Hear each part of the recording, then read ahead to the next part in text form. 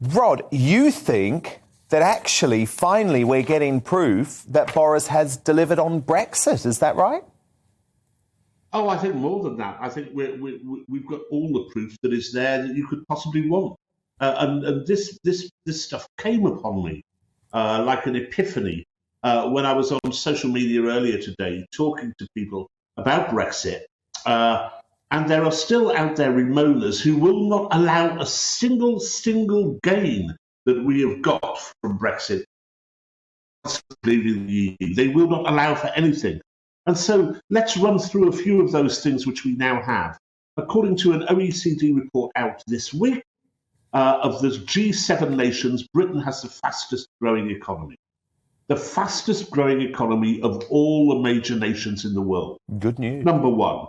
Number two, PricewaterhouseCoopers in its latest survey, CEO survey of big execs in America, say that Britain is now the number one target for US businesses for investment, ahead even of China and Germany. We have the lowest unemployment in Europe, Germany aside. Sterling, I don't know if you remember, George, Cameron and Osborne during their Project Fear stuff in 2016, saying that sterling would sink to record lows. Oh, I Sterling do. is now at a 23-month high against the euro. 1.20, a 23-month high. But that's not all.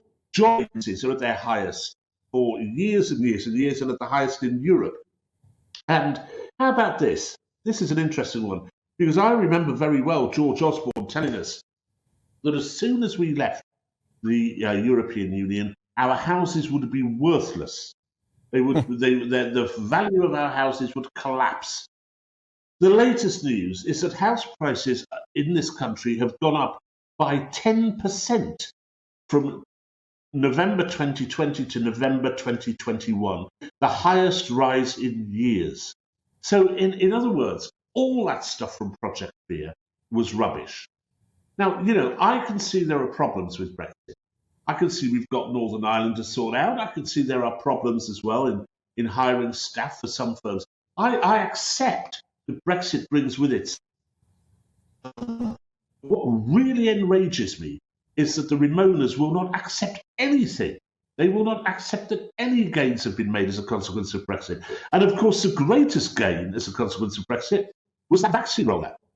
Because we would not have had that vaccine rollout had we been members of the European Union. Which was a point that Boris Johnson made earlier tonight. And Rod Liddle, I think it's so important that you're talking about this, actually, because we can't just forget Project Fear, because Project Fear is why so many millions of folk up and down the country are struggling to regain trust in the political establishment.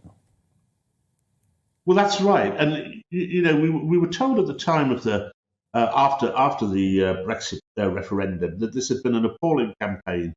And we were pointed towards the fact that the Leave side had made various totally unsubstantiated claims. And indeed, some of them were ludicrous. You remember the side of the bus stuff and the money that could be hypothecated for the National Health Service. I'm telling you, Dan, if I thought that all the money we saved from the leaving the EU had gone straight into the NHS, I'd have voted Remain immediately. It would not have happened. But what we forget is the lie after lie after lie from the Remainer side, from the Remainer side. And they're still at it now. Every single thing that goes wrong is put down to Brexit.